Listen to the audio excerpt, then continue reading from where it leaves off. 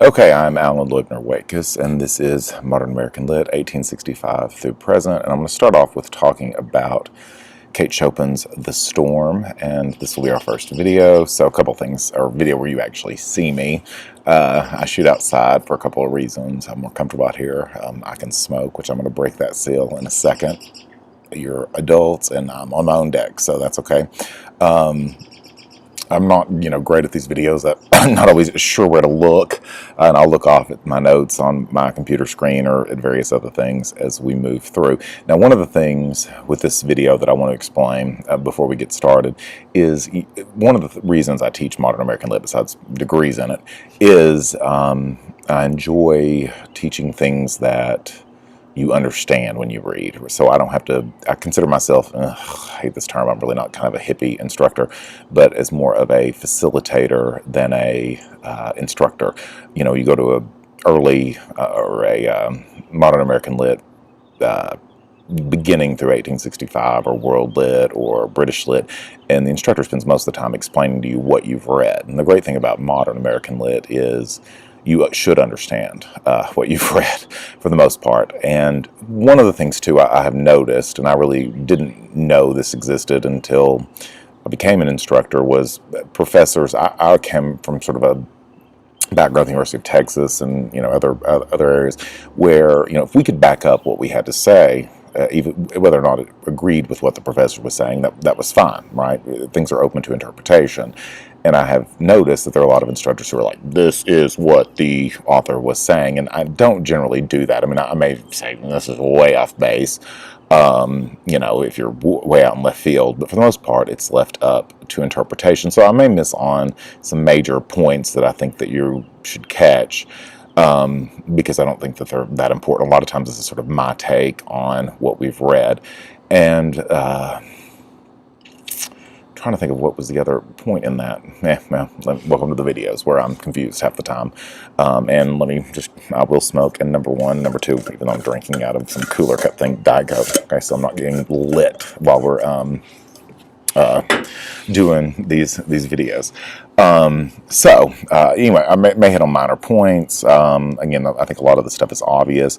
And so today we're going to start off with Kate Chopin's The Storm, where I may get into left field a little bit. Now, on these videos, you do need to watch them because I'm going to give some information that's really helpful on your exams, which, remember, you have two in this class, a midterm and a final. And I may say things that kind of hint at you need to know this for the exam. Let's kind of move through, and when my eyes look away down at the screen, I'm looking at my notes. Let's go over some background before we start here. Okay, Kate Chopin, The Storm, and was not published until after her death in 1969. Now, it is a sequel to At the Acadian Ball, which was published in a magazine. And remember, short stories were published in magazines before and had a very wide audience. And so people will say it couldn't have been published because of the sexual content, the affair, that kind of stuff. I think that's a little misleading. I honestly think the reason you had tons of literature at the time that had to do with affairs. The difference is this is a woman having an affair, which before we saw, but the woman had to be punished, and she's not punished here. And so I think it's not as much that a woman has an affair, even though we get a little sexually explicit. It's more that a woman has an affair and nothing horrible happens to her, which is supposed to happen at the time should women have an affair. And Chopin didn't even attempt. She knew that this would not be published in her lifetime, and so she didn't attempt to. It was published afterwards, even though, like I said, it was a sequel to At the Acadian Ball. Now, one of the main questions that comes up is, do we need to read the Acadian Ball to understand this? Well, considering it's not in your textbook, clearly no. And critics agree, disagree.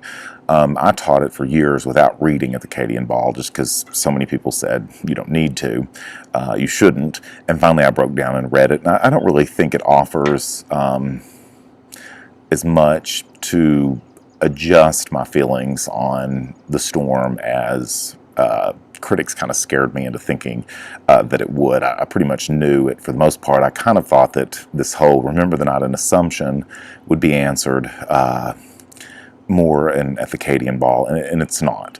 In fact, it's less. It's alluded to a lot more, but it's not the specifics. We don't know that they kissed and kissed and kissed. We just know that they met up in Assumption. Now, one of the things that you need to consider here is, and this is what at the Acadian Ball addresses a lot more, is that Calixta and Bobino are Acadian, which we would call Cajun, correct?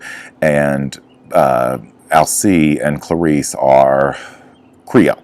Now, on the social hierarchy, and being from Arkansas, I don't know how much of you have Louisiana history or background, but is this idea, basically, Creoles came up through the Caribbean, whereas Cajuns came to Canada, right? Canada has a huge French population, and they were forced down by the British into the United States, and of course they went down into Louisiana to join the other French-American population, and they became known as Acadians or Cajuns, and they were of lower class and generally worked for the Creoles. And so while, again, we're still dealing with two groups of French heritage in the United States, there was a definite class structure here, with the Creoles being at the top. And so Alcée, as a Creole, could not marry a Cajun. Bobino and Calixta, both being Cajun, could marry each other, and so you get a little bit of flirting at the Acadian Ball between Calixta and Alcée. But when Clarice shows up and sort of says she loves him, then he knows Alcée has to marry her. She's Creole, and when Bobino after that, Bobino and Calixta are walking home, and she says, if you asked me to marry you, I would. And so we kind of pick up later with the storm.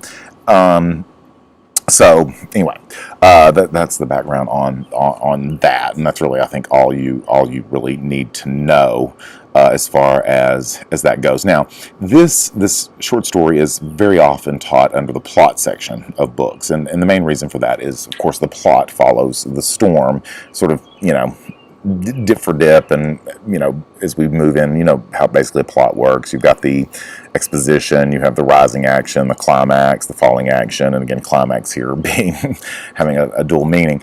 But the storm follows exactly the story here. You've got this exposition. Things get more intense as the storm gets more intense. Alcée, whom we know she has a background with, moves up to the porch, right, as the storm gets more intense. He moves inside as it gets more intense, as the storm peaks.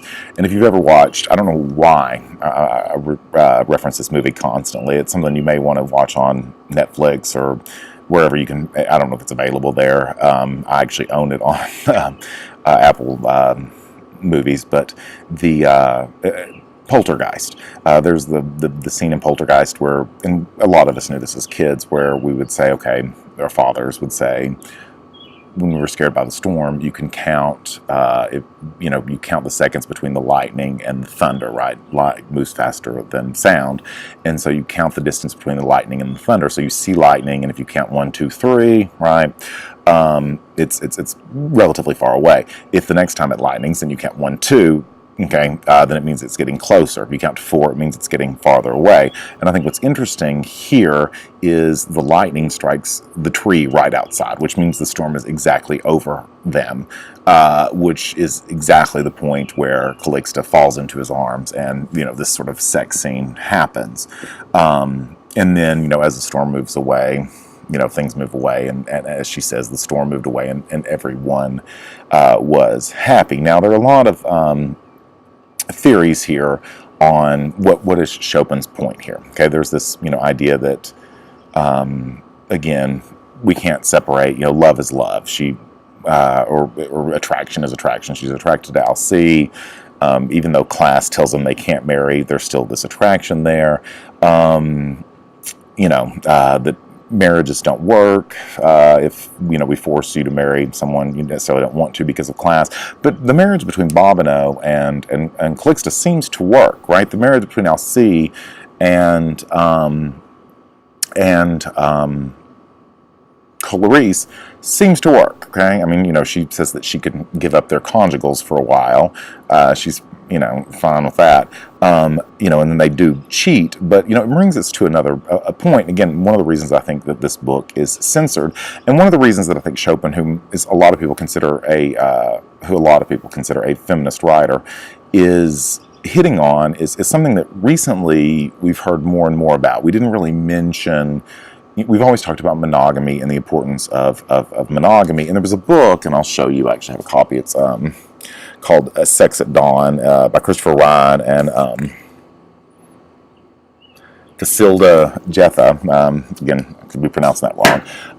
That they did on sort of the history of monogamy, and pretty much we evolve culturally as human beings a lot more quickly than we evolve biologically. Okay, and so basically, we're not that different between hunters and gatherers of times before, where monogamy wasn't such an issue, right?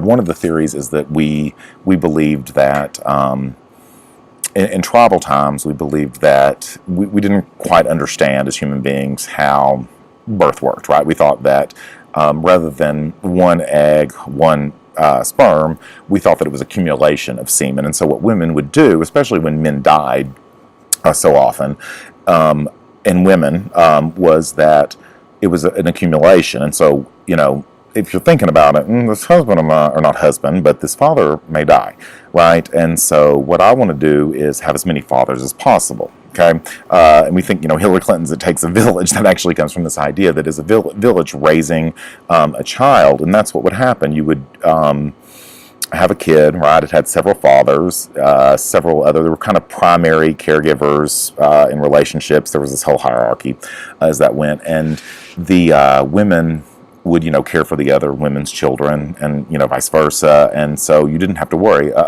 The father, I keep saying husband, the father of this child died. I'm screwed. You had all of these other kind of fathers to step in place. Now, as we became an agrarian society, then what happened was we had to choose, because we had figured out at this point one father. And so the fathers, as a father, I want to give my land, agrarian, we own land, right?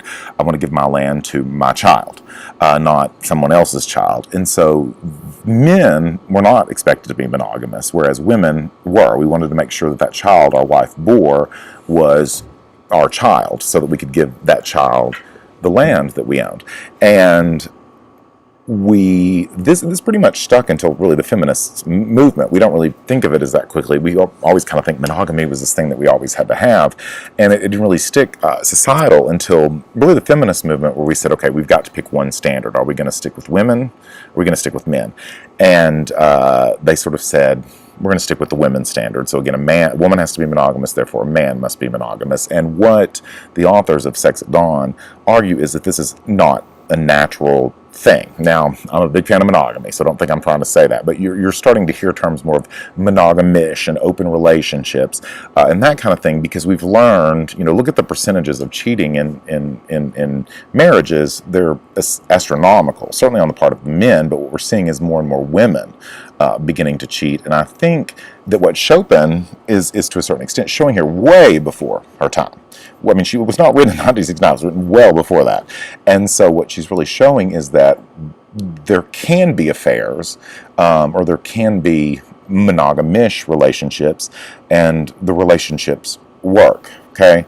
And so I think that that's really what makes it so controversial. Now, that's my take on this a little bit. Again, did Chopin have this in mind when she wrote it? Not necessarily, but that's one of the points of literature, is getting this, applying it to today and how things